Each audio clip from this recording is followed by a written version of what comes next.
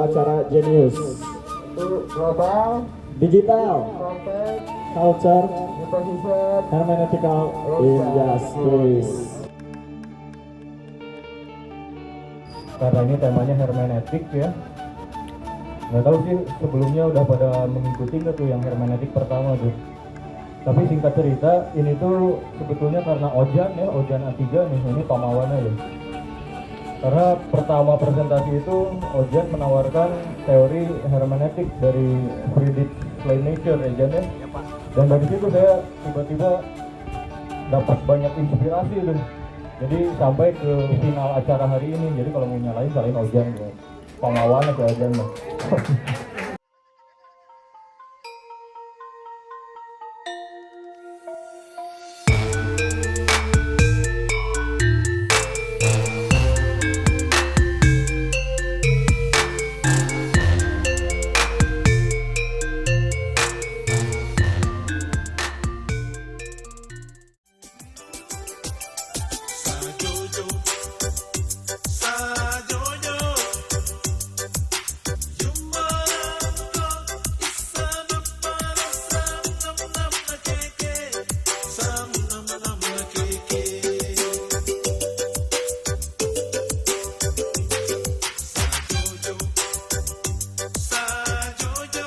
Kabar matahari tradisional. Assalamualaikum warahmatullahi wabarakatuh. Oke teman-teman, di sini mungkin ada sedikit materi dari kelas A2 mengenai teori neomedia. Waktu dan tempat saya persilakan.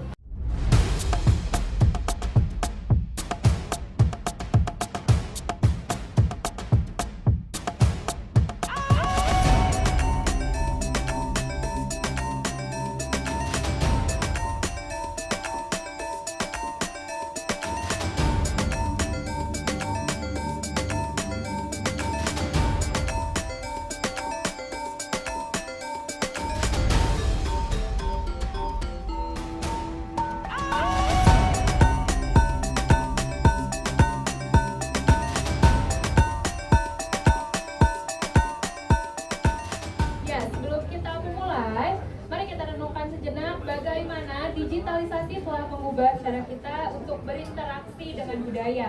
Dalam konteks globalisasi, kita seringkali melihat fenomena culture imposition, di mana satu budaya mendominasi dan mengasingkan yang lain. Hal ini tentunya dapat menghilangkan budaya lokal dan nilai-nilai budaya yang telah ada sejak berabad-abad. Di sisi lain, pendekatan hermeneutik dapat membantu kita untuk memahami dan menginterpretasi ketidakadilan yang muncul akibat interaksi budaya yang tidak seimbang. Dengan pemahaman ini, kita dapat lebih kritis untuk menangani tantangan yang kita hadapi oleh budaya kita. Mari kita simak pemaparan materi yang akan disampaikan oleh dosen kita.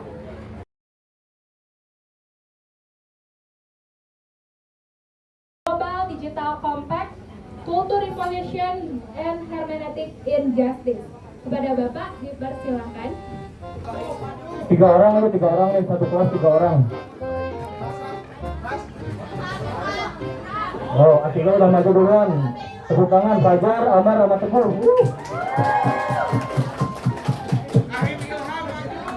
Mana satu, dua, mana dua? Cepat. Ilham, majuan, Ilham.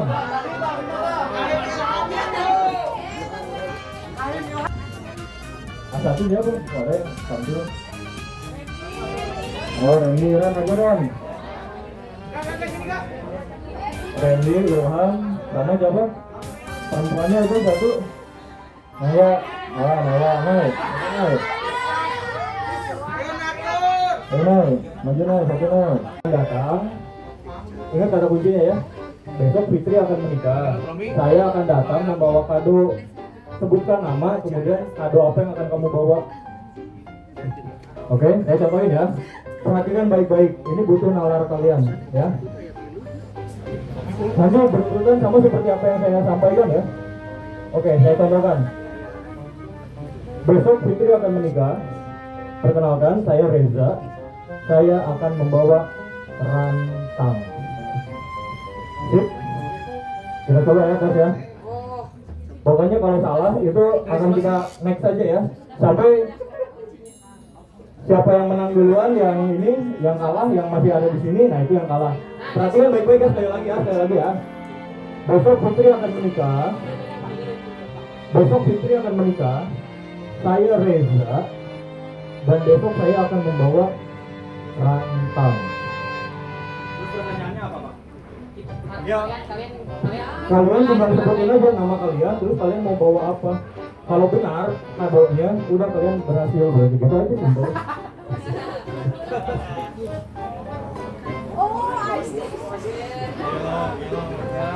Ya. Besok Fitri akan menikah. Perkenalkan, nama saya Galuh, saya akan membawa gaun. Oke, boleh gaun, bawa gaun ya. Fitri belum punya gaun soalnya.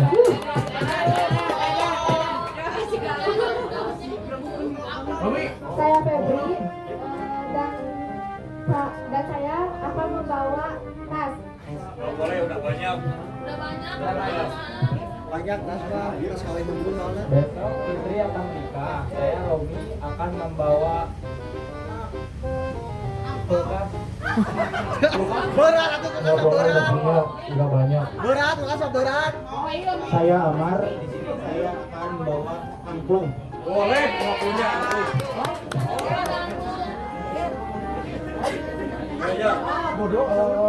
Ini saya Fajar akan ngasih kado fakultas. Boleh.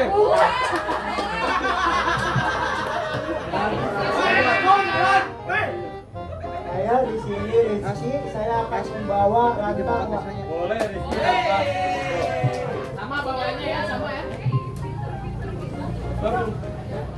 Oh, LLIG euy. Ya, saya akan membawa nasi. Oh, saya Kendi. Besok saya membawa rambutan.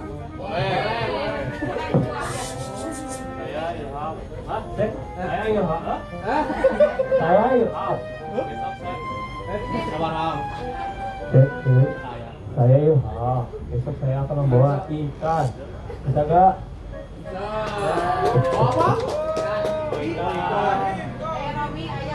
Ayo. Besok Fitri akan menikah. Saya Romi akan membawa pohon. Berat.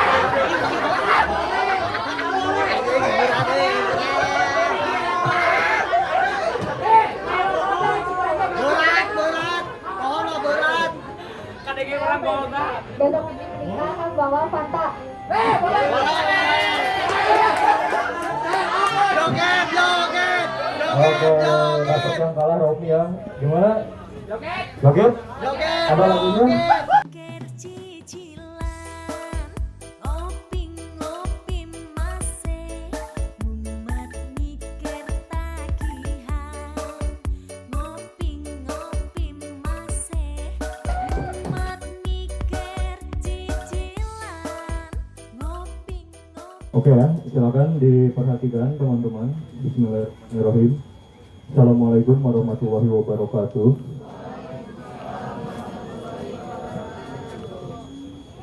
Ya, jadi di tema pada sore hari ini kita akan berbicara tentang Global Digital Compact. Apa sih Global Digital Compact itu? Lalu apa kaitannya dengan kita berkumpul hari ini? Lalu apa kaitannya kita juga bergabung di tempat ini? Nah, mari kita coba simak baik-baik ya. Jadi Global Digital Compact ini adalah salah satu peraturan global yang diusung di bulan September kemarin tahun 2024. Jadi ini adalah salah satu bentuk peraturan yang diterapkan dari regulasi internasional. Nah, itu dulu kata kuncinya. Jadi isu-isu yang dibahas dalam Global Digital Compact itu pertama ada akses digital yang setara. Jadi menjamin akses teknologi yang merata di seluruh dunia, mengurangi kesenjangan digital antar negara dan masyarakat. Kemudian yang selanjutnya adalah perlindungan hak asasi manusia keamanan data dan perlindungan privasi, etika dalam kecerdasan buatan, sampai dengan keberlanjutan lingkungan. Mungkin teman-teman yang belajar sama saya udah nggak asing ya ketika saya selalu menyinggung tentang isu-isu keberlanjutan atau sustainability. Atau kemarin di kelas A2 dan A1, A1, A2, A3 deh semuanya ya. Ada kakak tingkat kalian yang presentasi tentang sustainability, development, dan goals. Itu ada 17. Pertanyaan saya, kenapa kita mahasiswa harus belajar hal-hal seperti ini? Tapi nanti kedepannya kita tidak akan spesifik membahas tentang peraturan ya dan regulasi, bukan ke situ. Tapi nanti kita akan banyak berbicara tentang culture imposition and hermeneutical injustice. Tapi pertanyaan saya, mungkin ada teman-teman yang mau menjawab, kenapa kira-kira kok secara hermeneutik atau secara tafsir, kenapa saya itu sudah mulai mencolek-colek tentang 17 SDGs umpamanya, atau bahkan hari ini kira-kira apa tafsirnya kok saya membawa tema yang agak cukup berat seperti ini sebetulnya ya. Ada yang mau coba jawab nggak kira-kira? Tafsirnya apa saya iseng gitu kayak gini tuh gitu? Kan nggak mungkin iseng ya, pasti ada tafsir di balik segala sesuatu itu kan. Karena kalau kita ingat, visi misi dari kampus kita yaitu ingin mengeluarkan talenta-talenta yang mumpuni dan berdaya saing katanya. Jadi pertanyaan saya, bagaimana kita bisa berdaya saing kalau kita belum mampu memahami atau kita tidak mampu berpikir secara global? Jadi pikiran kita itu masih terkungkung dalam skop yang sangat kecil. Sementara di luar sana, industri itu sudah membutuhkan talenta-talenta yang siap berdaya saing. Oke, kita lanjutkan dulu. Next dulu, Tegar. Oke, ini saya membuat PPT, berarti saya agak serius. Karena saya punya idealisme. Saya itu kalau berbicara, mengusahakan saya itu tidak menggunakan PPT. Karena apa? Saya belajar untuk menyimpan memori. Maka kayak kemarin ada acara di Wisma di hadapan seluruh angkatan, itu sengaja saya tuh nggak bikin PPT. Agar apa? Agar memastikan bahwa apa yang saya bicarakan itu memang saya pahami dan saya kuasai. Itu adalah idealisme saya. Tapi kalau saya sudah menyiapkan PPT, berarti apa yang ingin saya bicarakan itu sangat serius. Ya mudah-mudahan juga nanti bisa ditangkap ininya ya. Oke, yang pertama, karena kita sekarang sedang membicarakan tentang hermeneutik atau seni memahami segala sesuatu, coba kalian kira-kira tafsirkan kenapa A1 bertemu dengan A2 kemudian bergabung dengan A3. Lalu kira-kira ada yang sia-sia enggak? Satu sisi satu punya project kan, dan itu bisa dilihat sama A2 dan A3. Kemudian A2 juga masih ada tugas yang belum selesai, dan itu bisa disambil dilihat oleh A1 dan A3. Termasuk pun A3 sama, masih harus, oh ya saya lupa, nanti siapkan catatan karena kisi-kisi UAS sambil berjalan ini akan di-share ya. Dan itu bukan kisi-kisi, itu adalah soal yang akan saya berikan di ujian nanti ya. Jadi enak ya, kalian tinggal sifatnya udah bukan kisi-kisi lagi, jadi tinggal menyiapkan jawabannya aja nanti. Oke, A2 dan A3 juga masih punya masih ada tugas untuk ya tadi ya, memahami substansi dari pertemuan yang terakhir. Nah lalu sebetulnya tafsir dari hermeneutik yang ingin coba saya ajarkan kepada kalian adalah bagaimana kita itu bisa membuat pola. Kalian kan belajar creative thinking ya. Nah bagaimana kolaborasi itu bisa menciptakan satu daya kreativitas, daya jangkau di mana satu pergerakan, tapi satu pergerakan kalian itu bisa menghasilkan 10 gerakan yang lainnya. Bisa dibayangkan nggak kira-kira? Nah itu adalah khususnya bagi teman-teman A1, itu adalah seni untuk melakukan creative thinking. Jadi kalau kata peribahasa mah sambil menyelam tapi bisa minum air gitu. Sekali mendayung 2-3 pulau terlewati. Nah itu adalah salah satu kemampuan strategis yang harus dimiliki. Dan juga menciptakan kolaborasi tadi. Di sini ada yang sia-sia nggak kolaborasi antara A1, A2 dan A3?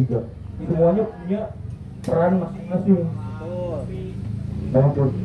Jadi saya harapkan semuanya juga di sini kan belajar creative thinking ya. Pada akhirnya ya mudah-mudahan kalian bisa mengikuti pola-pola seperti ini. Karena seperti yang saya bilang bahwa ini adalah bukan tanpa alasan, bukan tanpa maksud. Pasti ada nilai hermeneutik di dalamnya, ada seni yang perlu ditafsirkan. Makanya membangun pola, kita membaca algoritma kehidupan itu adalah key to the universe. Kunci untuk memahami seni dalam kehidupan yang sebenarnya. Oke, jadi kajian Global Digital Compact, Culture Imposition and Hermeneutical Injustice ini terinspirasi dari Arthur Guagua dan Wormholt Jean Thomas Mollema. Itu dari Ethics Institute, Department of Philosophy and Religious Study dari Utrecht University dari Netherlands, Belanda ya, dan Department of Information and Computing Science. Ini adalah salah satu jurnal internasional diambil dari Q1 Scopus. Dan FYI, for your information, orang-orang akademisi tersebut untuk dia bisa mengupload di jurnal Q1 ini itu butuh harga seharga motor kalian. Jadi ini ilmu seharga motor sebetulnya, semahal itu. Nggak usah saya sebutin nominalnya ya, udah tahu kan berarti ya. Jadi kajian ini terinspirasi dari apa yang sudah dituliskan oleh Arthur dan Wormholt dari Netherlands.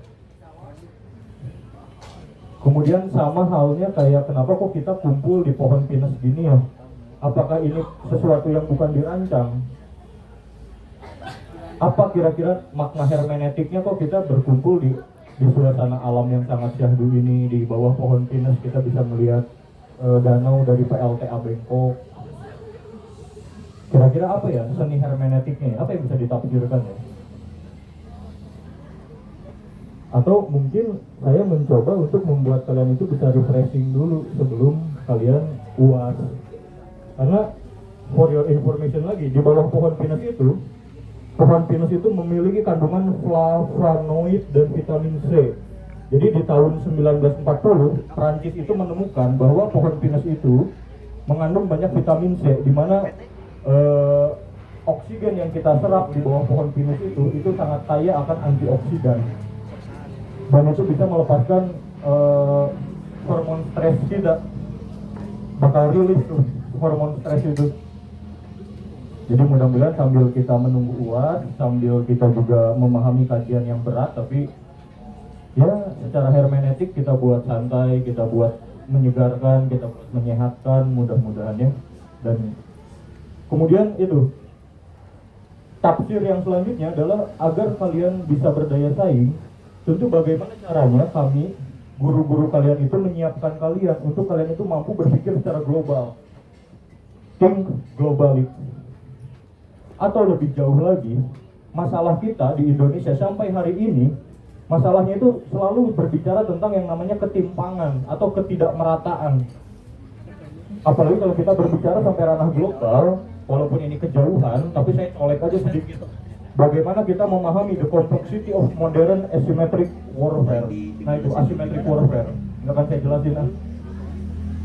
Tapi ini adalah hal yang strategis untuk dipahami oleh generasi kalian khususnya. Bagaimana asymmetric warfare itu akan memiliki banyak peluang, akan memiliki berbagai tantangan. Oke, next lagi, tegar, biar nggak ini.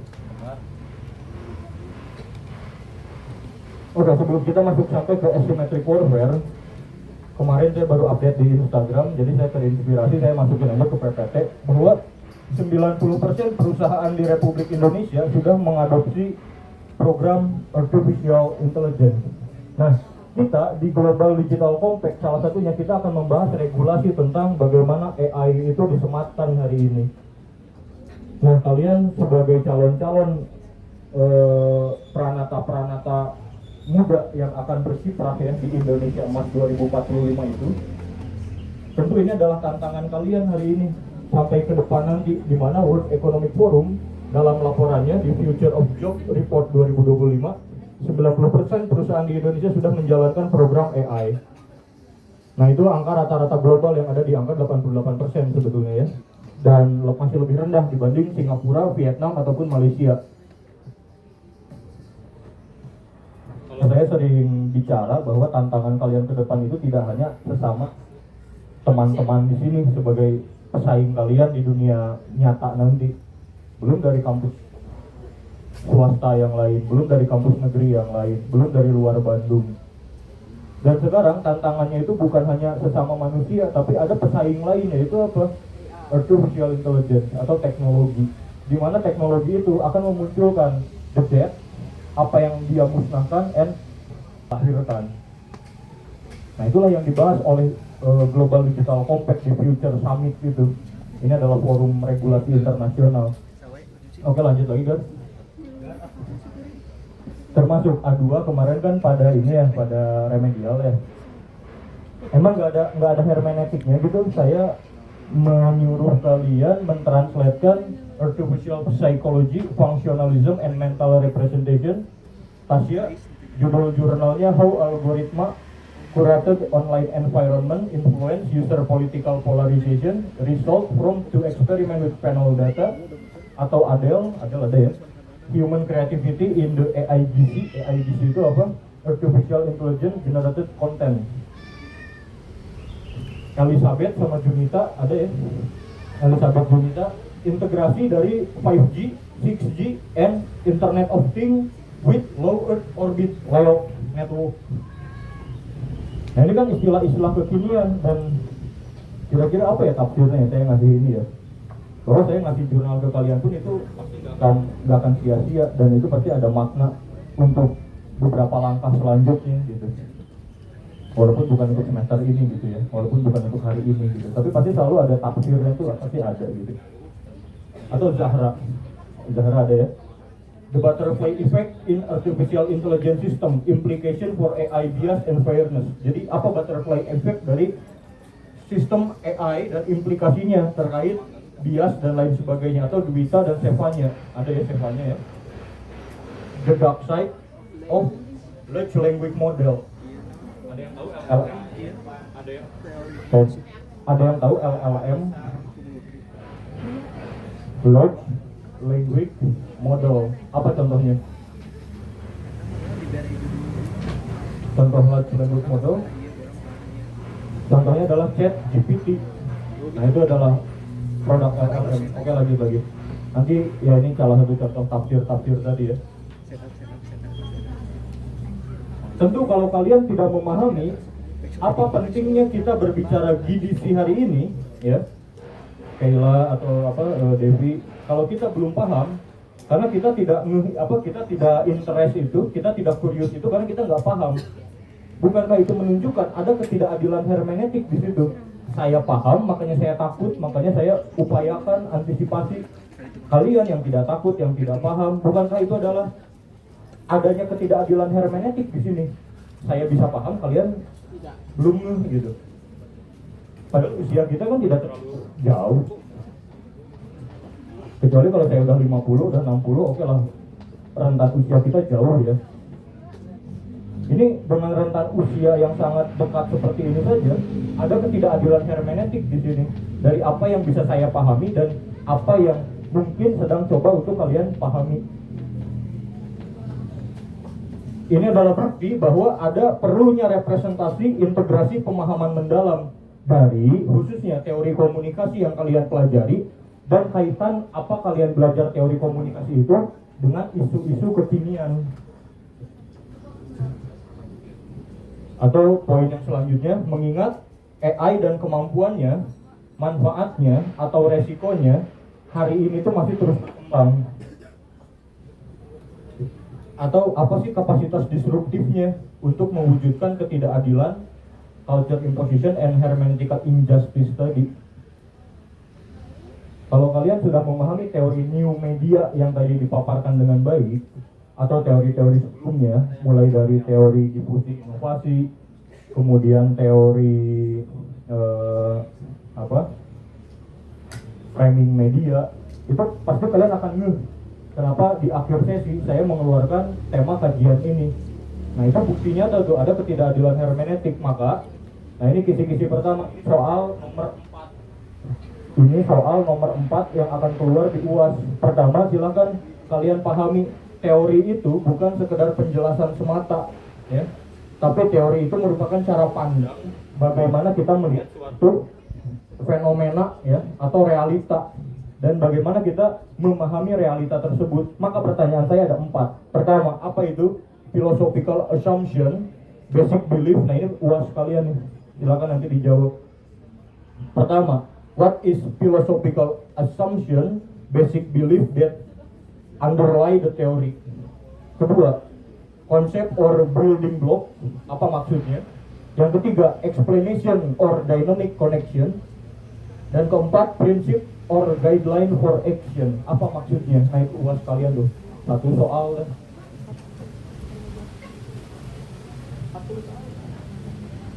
Maka kalau dicatat ada foto. Kalau mau dicatat atau difoto dulu boleh, silakan. Jadi pertanyaannya adalah 4 poin ini, ya. Jadi kalian belajar teori itu untuk apa sih? Nah, ini 4 ini. Kalau udah difoto, biar nggak lama kita next ya. Udah difoto kan? Oke, next. Oh, belum sama. Oh, back.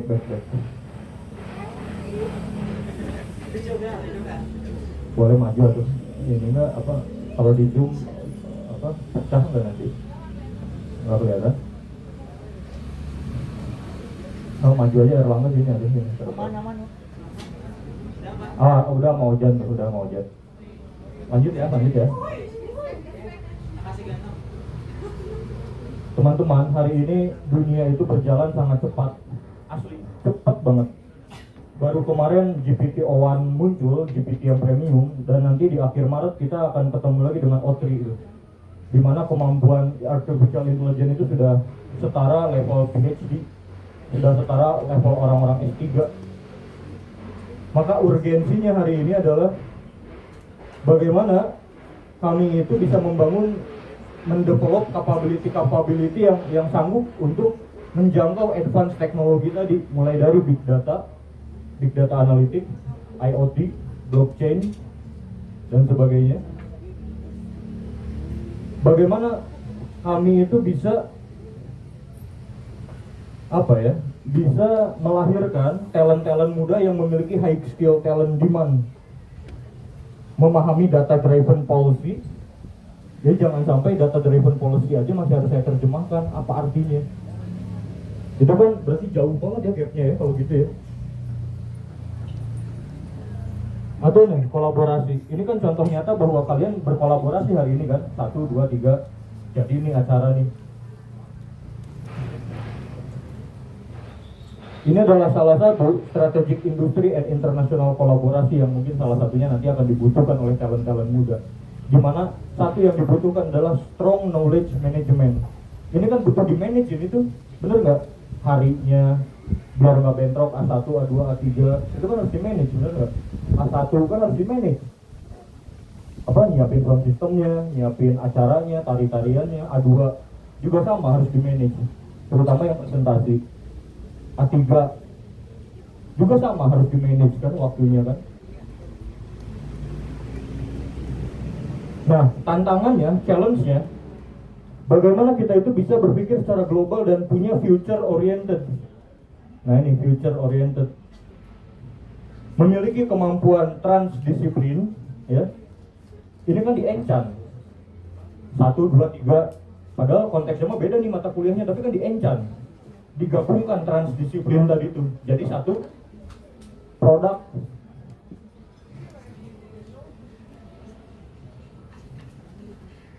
Ya kurang lebih inilah, dan ini adalah roadmap dari strategik yang dikeluarkan oleh UGM ya, kampus Universitas Gadjah Mada. Ini saya kutip aja nih.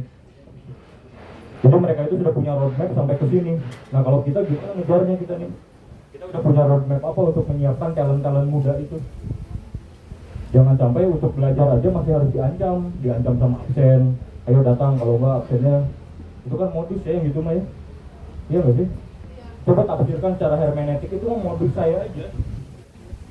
Ayo datang, kalau nggak datang ini apa 2 absen, 3 absen. Kalau nggak digituin pada datang nggak ya kira-kira? Bukankah gap kita jauh kalau kayak begitu? Ini dikasih sesuatu yang bermanfaat aja masih kesulitan, masih curiosity-nya itu tidak tinggi, tidak tumbuh, masih harus diancam dulu baru datang. Bukankah itu adalah gap ya? Di saat orang lain itu udah punya roadmap tuh sampai ke sini, kita udah belum punya roadmap sampai ke arah sini. Oke, lanjut next.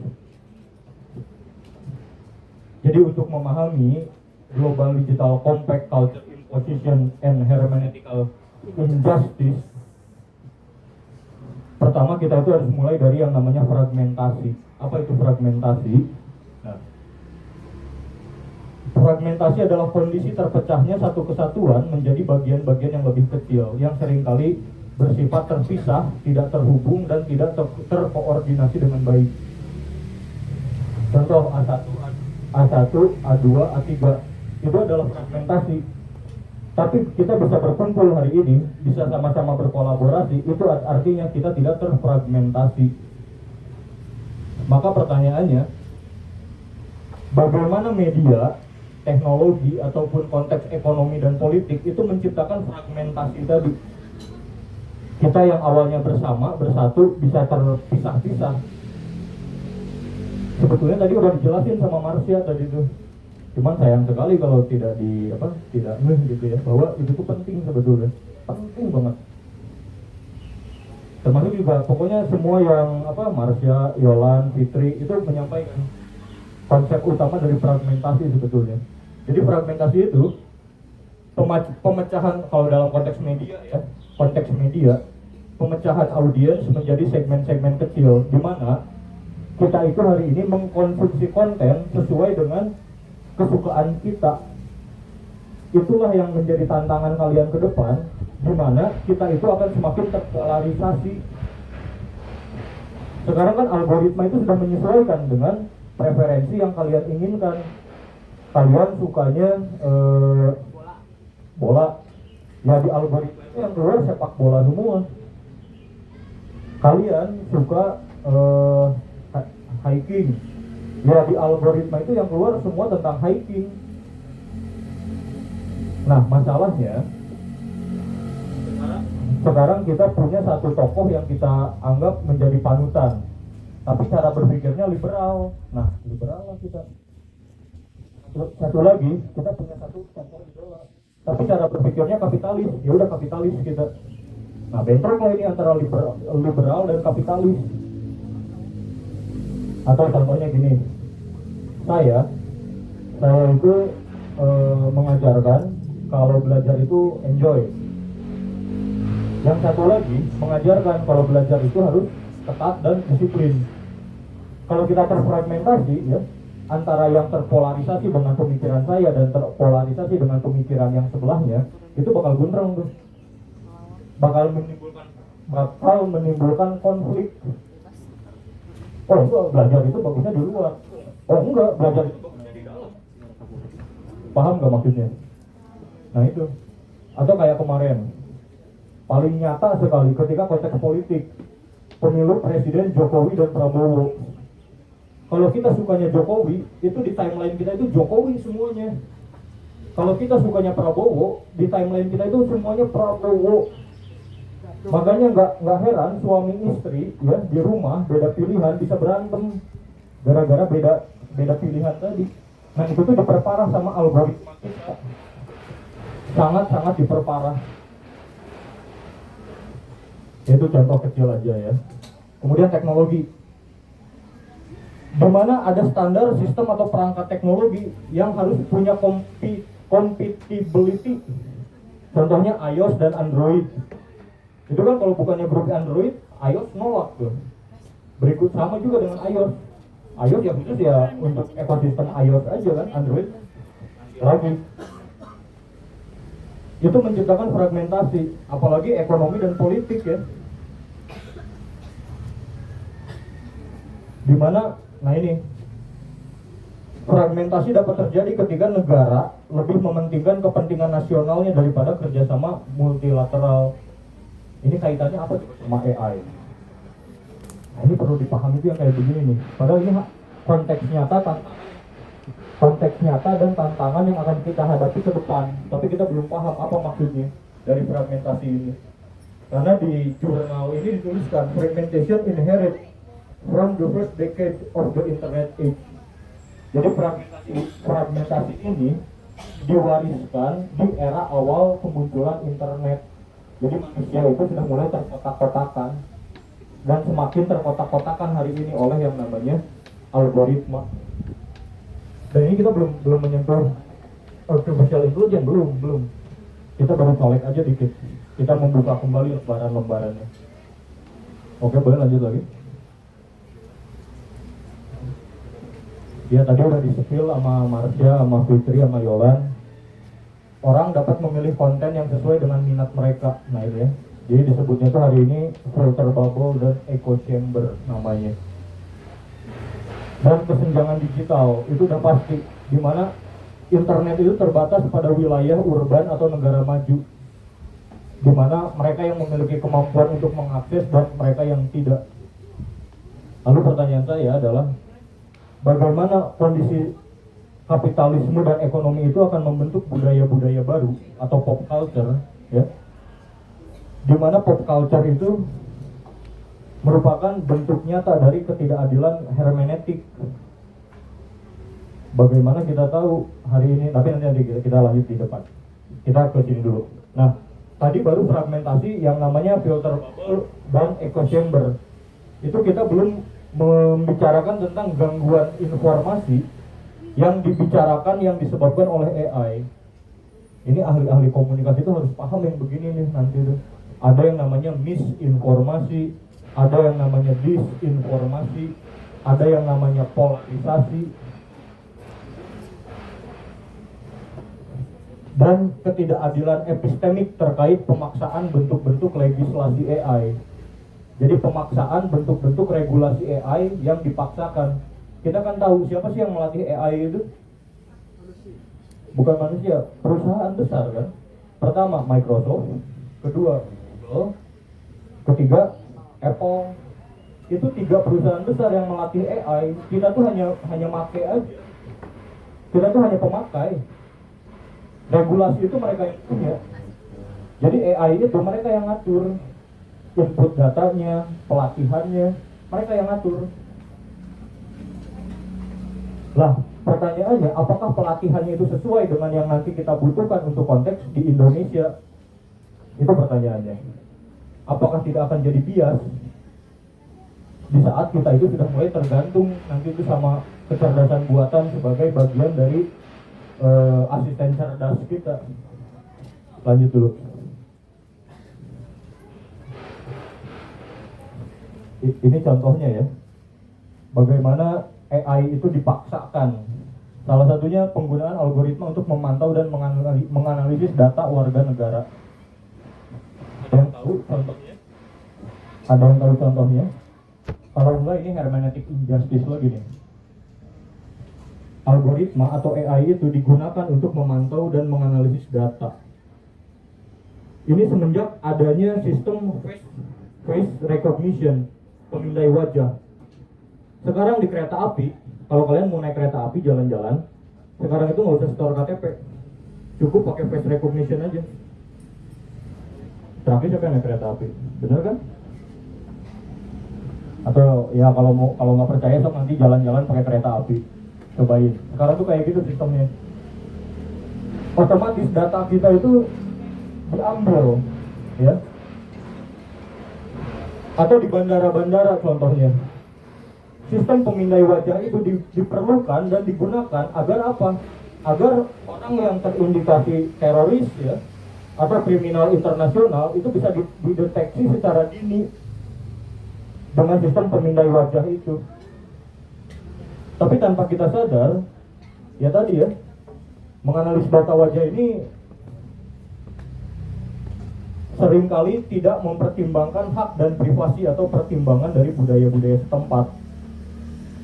Dan juga kita pun tidak punya regulasi atau pemahaman yang cukup tentang potensi dari penyalahgunaan teknologi tersebut.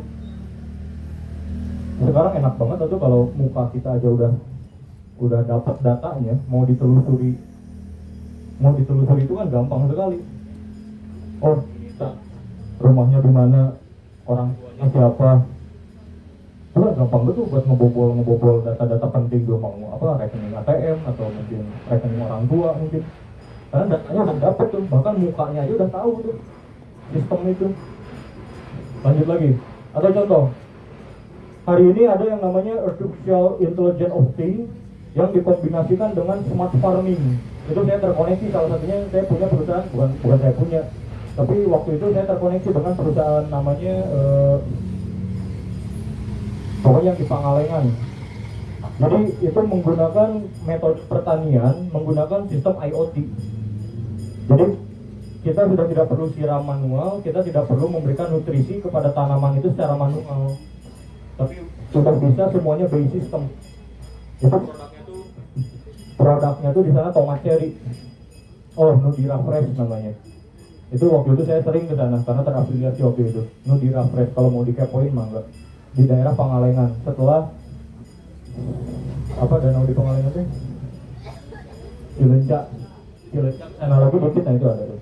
Itu salah satu pemilik smart agri farm pertama di Indonesia yang semuanya sudah by komputer untuk melakukan pertanian itu. Pertanyaannya, apabila AI digunakan dalam pertanian untuk meningkatkan hasil panen, maka pengetahuan baru tersebut bisa mengabaikan pengetahuan tradisional dan cara hidup masyarakat adat yang sudah ada. Maka tadi saya bilang ada yang dimatikan dan ada yang akan dilahirkan. Tapi masalahnya, apa kita pernah berpikir yang dimatikan itu nanti nasibnya kayak gimana? Petani-petani tradisional yang masih membajak menggunakan kerbau umpamanya, masih menyiram menggunakan ya manual lah, metode-metode serba manual. Atau selanjutnya yang lebih membahayakan, bentuk metafora dari kolonialisme artificial intelligence yang akan menghubungkan dua ketidakadilan epistemik tadi. Yang pertama culture imposition dan yang kedua hermeneutic injustice. Ini kalau ketika kita tidak paham ya, apa pentingnya kita bicara ini, itu udah bukti nyata bahwa ada hermeneutic injustice di situ tuh. Di saat saya sangat ketakutan atau saya sangat mempersiapkan, yang lainnya ya karena tidak paham, jadi ya biasa aja gitu. Itu adalah bukti nyata dari ketidakadilan hermeneutik, ketidakadilan dalam memahami sesuatu. Apa yang tidak adilnya itu? Oke, next lagi guys. Oke, culture imposition. Jelas nih, culture imposition itu pemaksaan budaya. Ketika nilai, norma, dan praktek suatu kelompok budaya dominan, negara atau korporat dipaksakan atau secara tidak langsung mendominasi. Kita tahu lah budaya Korea lah. Siapa yang gak kenal budaya Korea hari ini sih? Ya kan? Industri K-pop, industri drama Korea.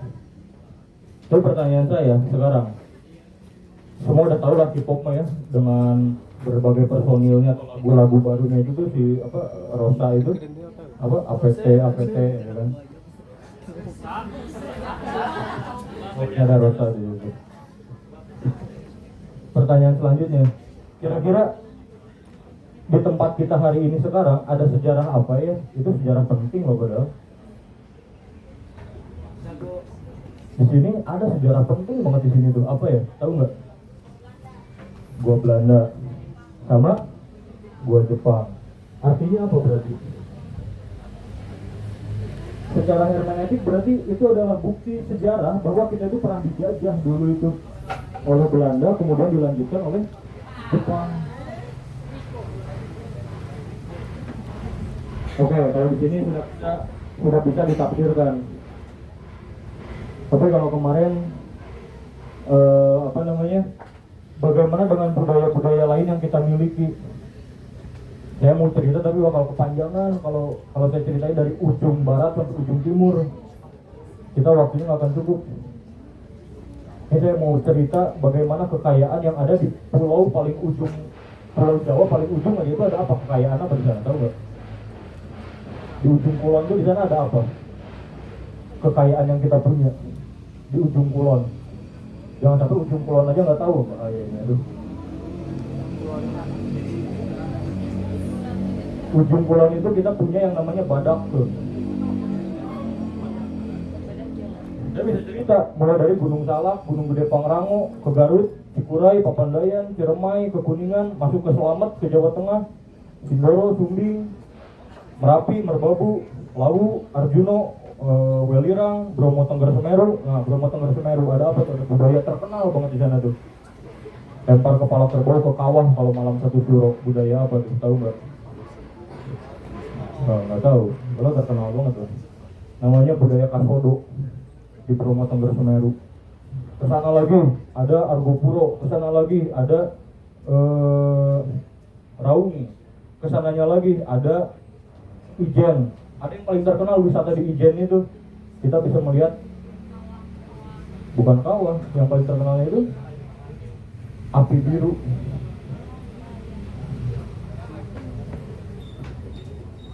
Nah ini kan bukti ya, itu desa adat. Di Cimahi itu ada desa adat, tahu nggak? Apa? Orang Cimahi Pak ya Pak. Apa Bel? Di Cimahi ada dekat lah, di sini ada dulu yang dekat. Ada kampung adat di situ, apa tahu nggak? Apa namanya? Cirende. Di Banten ada kampung adat terkenal lah itu mah. Apa tuh? Baduy. Baduy itu ada dua kategori, Baduy dalam dan Baduy luar. Di Garut tuh ada, di Garut tuh di Ojan tuh ada. Tahu nggak apa? Bukan, agama di Tasik. Kampung Nagama di Garut ada. Kampung Dukuh di Garut. Pernah jam ke Dukuh di selatan. Kampung Durian Runtuh. Nah ini kan bukti nyata bahwa kita itu lebih mengenal budaya orang lain dibanding budaya sendiri. Padahal kita itu ya gimana ceritanya ya, karena saya ini hobi ya pernah jalan-jalan lah gitu ya. Jadi saya tuh tahu betul Indonesia tuh kaya banget. Bahkan dari titik satu ke titik lainnya hanya jarak satu kecamatan aja itu bisa bisa beda gitu budaya tuh gitu. Itu kita baru bicara Pulau Jawa loh. Kita belum ke Sumatera, belum ke Kalimantan, belum ke Sulawesi, belum ke Papua. Oke, lanjut lagi. Nah ini nih, ada 10 kerajaan di Indonesia yang masih berdiri hingga sekarang.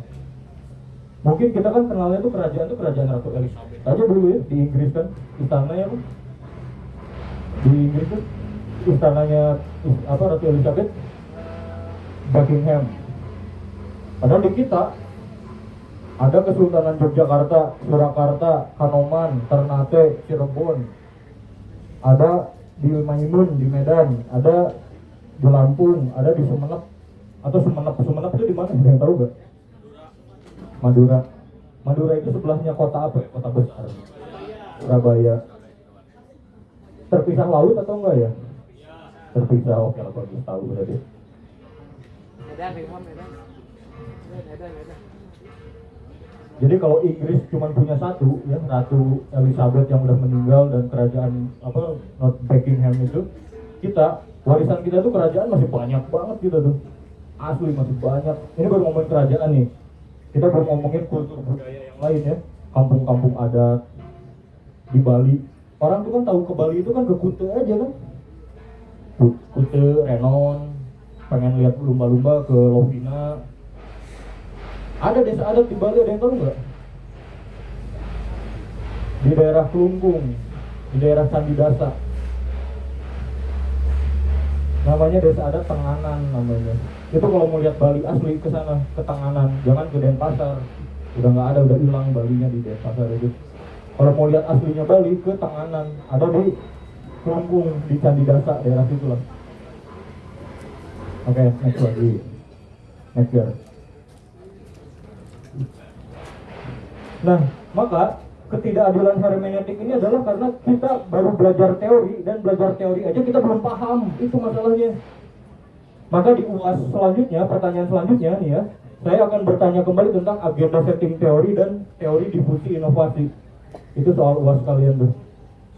Teori agenda setting dan teori difusi inovasi, agar kalian tuh bisa paham dan bagaimana media itu tidak hanya menetapkan agenda publik, tetapi bagaimana kita juga memahami agenda dari media itu sendiri. Karena media itu tetap ya, sifatnya itu kapitalis dan nyari untung, sedang nyari penghasilan, nyari untung. Dan Ross sama Bruno Mars yang collab menjadi lagu Apathe itu tuh didukung, itu jadi media budaya populer, didukung oleh kepentingan bisnis besar yang terkait dengan sistem sosial dan ekonomi. Makanya dikasih modal sebesar-besarnya sehingga dia bisa launching album yang wah langsung go internasional. Siapa anak-anak muda sekarang yang nggak tahu lagu Apathe? Oh, anak kecil aja. Anak kecil aja tahu. Tapi di sini ada nggak yang tahu lagu Heyam Koram Rambeamko? Oh tahu, masih tahu? Coba kita nyanyiin. Heyam Koram Rambeamko, Arenawa. Terminati baik, Kumarodomo awe. Oh bagus dong, masih hafal.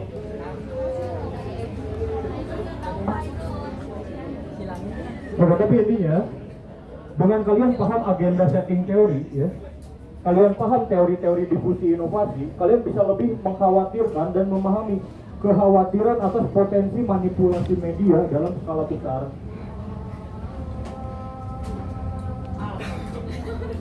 Oke, lanjut lagi. Udah 3 pertanyaan ya, itu tadi ya. Yang pertama yang tentang 4 tadi, kemudian teori tadi 2, difusi inovasi sama agenda setting. Oke, sekarang hermeneutical injustice, yaitu ketidakadilan hermeneutik, di mana ada kelompok yang tidak memiliki akses yang memadai untuk memahami dan menginterpretasikan informasi dalam konteks digital. Ya sama kayak tadi, ketika kalian belum ngeh apa pentingnya kita membahas ini, itu adalah bukti nyata dari ketidakadilan hermeneutik, itu aja.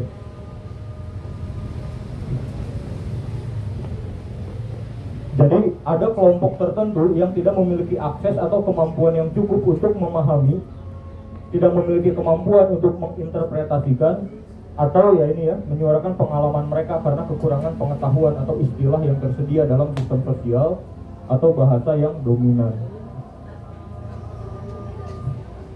Bahwa riset menunjukkan di tahun 2025 kaum menengah itu akan tidak ada, akan hilang kaum menengah itu. Jadi nanti itu kaum itu tinggal 2, miskin, kaya, udah. Karena ketimpangan itu akan semakin besar gapnya, besar banget.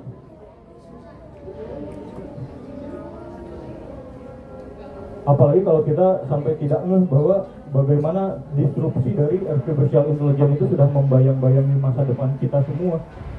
Oke, lanjut lagi.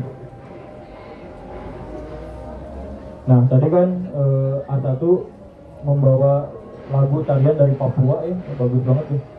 Ini contoh ketidakadilan hermeneutik yang ada di Indonesia ya. Apalagi kalau melibatkan masyarakat adat atau kelompok yang termarginalkan. Jadi, masyarakat adat di Indonesia sering mengalami ketidakadilan hermeneutik ketika berhadapan dengan peraturan pemerintah atau perusahaan terkait lahan dan sumber daya alam, di mana banyak masyarakat adat itu tidak paham atau tidak terbiasa dan tidak memiliki akses untuk mengerti bahasa-bahasa hukum atau istilah-istilah administrasi yang rumit.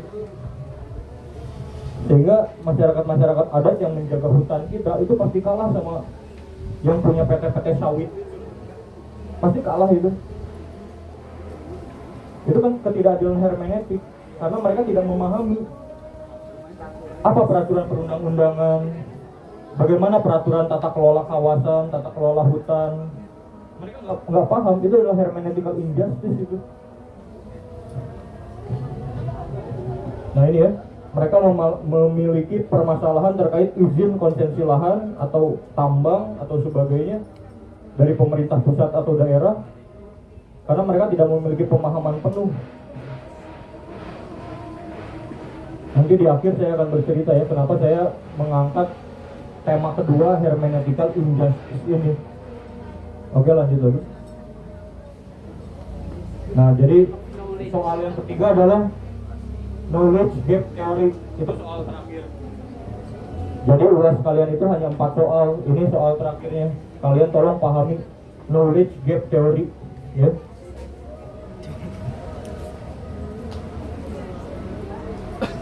Ini teori kemarin dikemukakan sama Randy ya.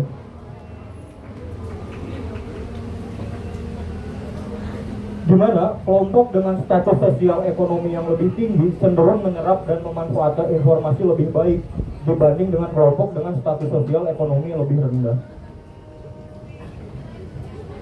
Kalian hari ini bisa mendapatkan pendidikan yang layak karena kalian punya status ekonomi yang memang mampu untuk membayar biaya perkuliahan. Sementara di luar kalian berapa banyak teman-teman yang seusia dengan kalian dan mereka itu tidak memiliki kemampuan yang sama seperti kalian. Jangankan sekolah, jangankan lanjut sekolah, buat makan aja mereka masih bingung besok bisa makan atau enggak. Pertanyaan saya, kira-kira di antara kalian di sini ada gitu yang mau memikirkan masa depan mereka sebagai anak bangsa? Ada nggak yang mau? Ada. Memikirkan mereka kalian tidak digaji, memikirkan mereka kalian harus korban uang. Pertanyaan saya, ada yang mau nggak ngurus mereka? Atau di masa depan kita hanya lebih mementingkan kita punya ijazah itu kita gunakan untuk bekerja, memperkaya diri kita. Lalu bagaimana masa depan orang yang ada di pinggiran sana?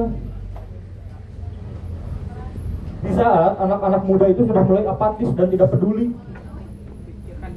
memikirkan ya keuntungan, kepentingan diri sendiri. Saya bicara begini kalau ada tenaganya, ada kekuatan, ada persuasi dari apa yang saya sampaikan. Karena demi Allah, saya berjuang buat mereka itu. Saya nggak digaji. Saya harus jalan keluar kota untuk mendidik mereka itu. Dan saya capek, kalau kerja sendiri saya capek. Saya cuma sendiri masalahnya.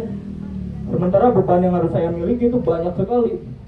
Lalu tugas saya hari ini, bagaimana saya caranya bisa menduplikasi diri saya agar melahirkan agen-agen perubahan di masa yang akan datang yang tidak hanya peduli pada dirinya sendiri, tapi bisa peduli juga sama orang yang ada di yang kurang beruntung dibanding mereka.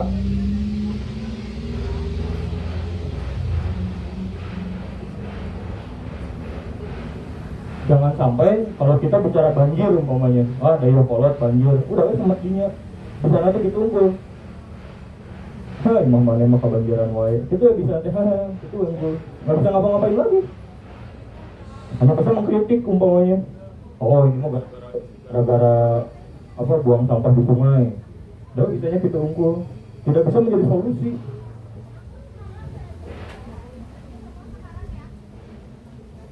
Maka saya juga selalu berbicara, kenapa saya itu konten YouTube ya.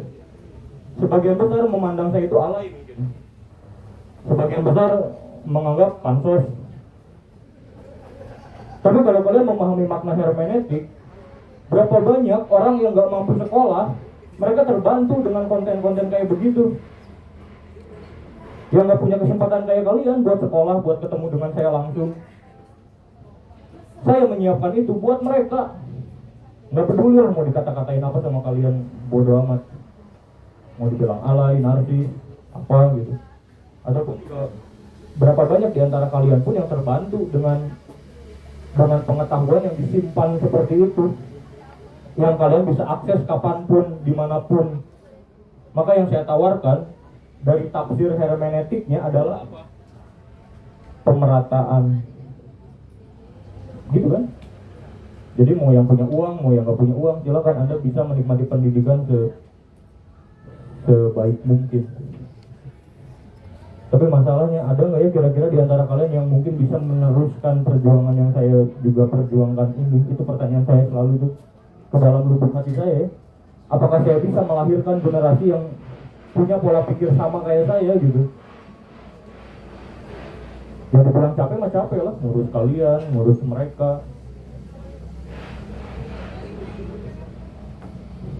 Ya, itu pertanyaannya kira-kira ya tadi gitu, mau nggak kita berkorban uang, berkorban waktu, berkorban tenaga? Oke, lanjut lagi ya. Apa nih? Nah, ini faktor yang mempengaruhi kesenjangan tadi ya. Perbedaan kapasitas komunikasi, kelompok yang lebih tinggi, keterampilan membacanya, menulisnya, berpikir kritisnya, mereka itu bisa memahami informasi yang kompleks dengan lebih baik. Dan beda sama yang nggak peduli, ya nggak peduli mah, nggak akan mau belajar. Jadi pertanyaan Naya waktu itu pernah tanya ke saya, Pak, gimana caranya pengen pinter? Pengen pinter itu syaratnya satu, kepo. Kalau kepo nggak usah disuruh belajar, nyari sendiri dia, beneran. Curiosity. Sama kayak sekarang, mungkin kalian belum memahami. Kalau kalian kurius, kalian akan tracing sendiri. Tapi kalau kalian nggak peduli, ya bodo amat, ya udah pulang aja udah gitu. Kemudian akses ke media, kelompok yang punya status sosial ekonomi lebih tinggi punya akses ke sumber informasi. Sisanya ya sama seperti apa yang pernah Randy sampaikan lah di A2 mah, bosan kali ya. Kalau akibat mungkin cari ya knowledge gap theory ya, isinya apa itu soal UAS kalian nanti. Oke, cepat aja lanjut. Jadi Global Digital Compact ini intinya bertujuan mendorong kolaborasi antara pemerintah, sektor swasta, masyarakat sipil dan akademisi agar tidak terjadi atau kita tuh paham ada budaya yang dipaksakan. Contoh sekarang budaya populer, contohnya budaya barat lah. Di barat itu ciuman itu biasa aja, bukan hal tabu di barat itu. Tapi film itu masuk ke Indonesia, bukankah ciuman aja tuh bisa jadi tabu yang lagi di Indonesia ya? Karena budayanya beda di kita itu, jangan disamakan.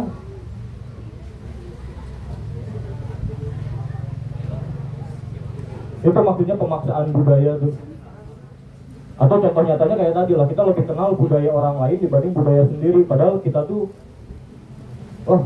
saya udah nggak bisa berkata-kata lagi lah, saking kayanya Indonesia tuh. Gak bisa kata-kata ya tuh. Oke, lanjut lagi. Nah, jadi tantangan ke depan, bagaimana kita itu memahami dominasi yang muncul.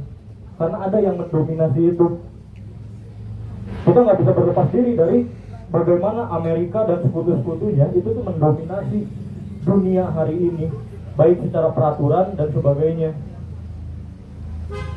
Kemudian saingannya Amerika hari ini siapa? Cina.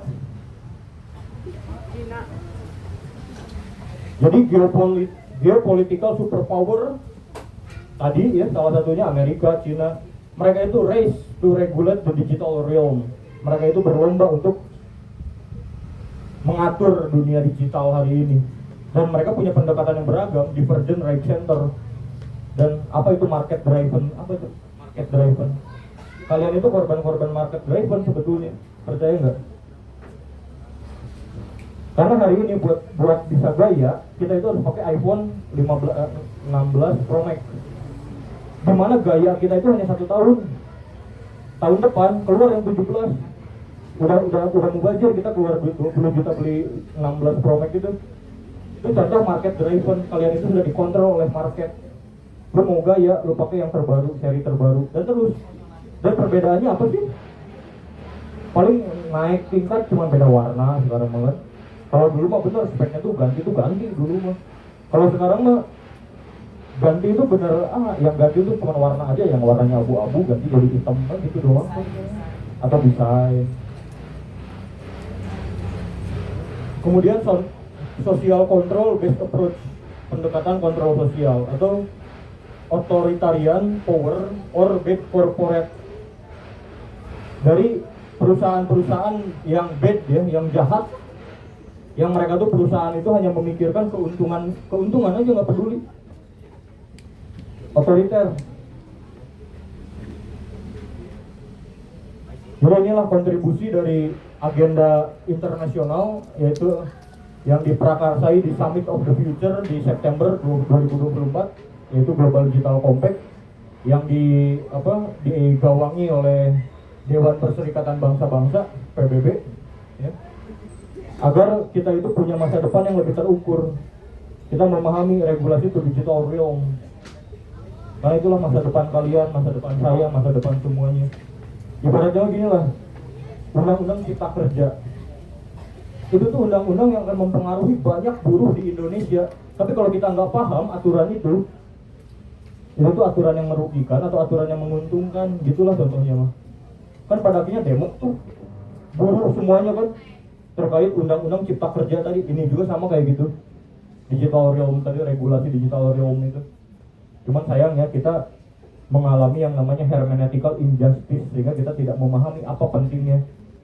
Padahal ini sama kalau diibaratkan dengan tadi ya, undang-undang cipta kerja tadi. Oke, next lagi. Ini saya capek banget lihat YouTube tuh ya. Pinjol. Generasi miskin itu bodoh, pemarah. Apalagi kalian Gen Z nih. Kalian nyadar itu banyak diejek? Kalian Gen Z banyak diejek.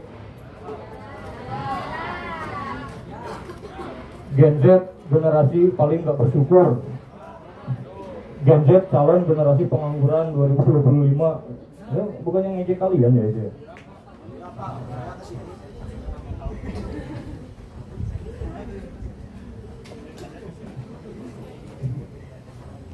Ya kan semua narasi jelek tuh Gen Z aja. Pokoknya nggak ada generasi yang lebih buruk daripada Gen Z.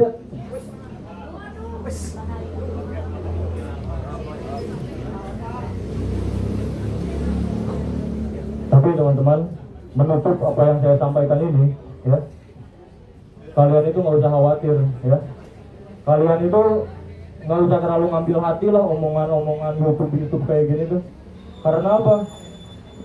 Karena ada saya yang siap untuk mengantarkan kalian menuju masa depan yang lebih baik tadi.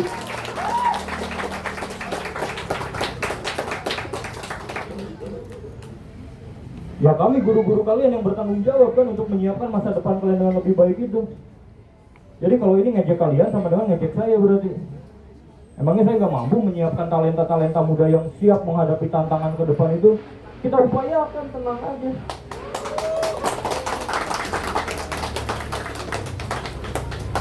Oke, terakhir Gar, saya akan menutup dengan pertanyaan Ilham nge-WA kemarin waktu mau 2025. Assalamualaikum Pak, mohon maaf ganggu waktunya. Saya perwakilan dari Divisi Kreatif Himpunan mau nanya beberapa pertanyaan. Nanti itu bakal dijadiin postingan di Instagram. Pertanyaannya resolusi 2025 gitu lah ya intinya ya. Langsung aja. Momen apa yang paling berkesan di tahun 2024 katanya gitu loh ya. Jadi saya jawab apa yang paling berkesan ya. Yang paling berkesan bagi saya itu melihat sunrise, saya bilang. Melihat sunrise itu akan selalu menjadi momen yang paling berkesan bagi saya. Dan alhamdulillahnya hari ini tuh sekarang hampir setiap hari, bahkan sekarang pun saya lagi lihat sunrise sebetulnya. Silakan tafsirkan ya. Assalamualaikum warahmatullahi wabarakatuh.